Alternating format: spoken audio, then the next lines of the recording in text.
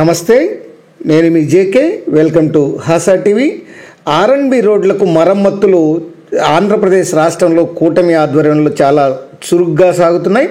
ఈ నేపథ్యంలో ఉమ్మడి జిల్లాల్లో 127.48 కోట్ల రూపాయలతో 407 పనులకు టెండర్లు పిలవనున్నారు. ఆ వివరాలను ఈ వీడియో ద్వారా పూర్తిగా వివరిస్తాను.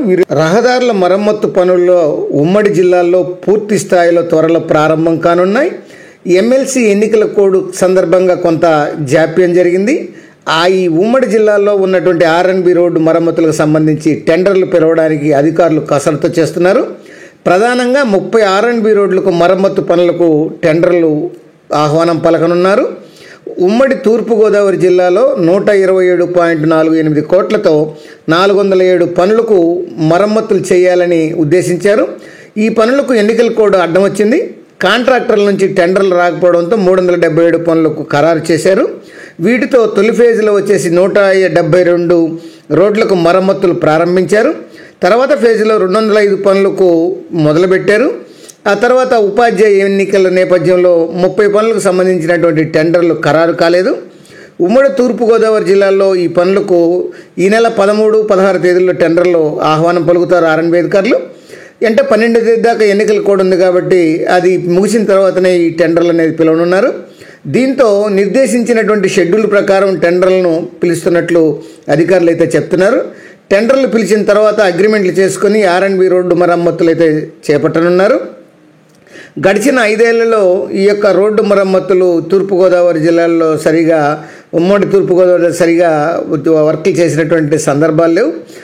ఫలితంగా ఇక్కడ రోడ్లు బాగా అధ్వానంగా ఉండి కొంత ప్రయాణికులు ప్రజలు ఇబ్బందులు పడినటువంటి సంఘటనలు చోటు చేసుకున్నాయి.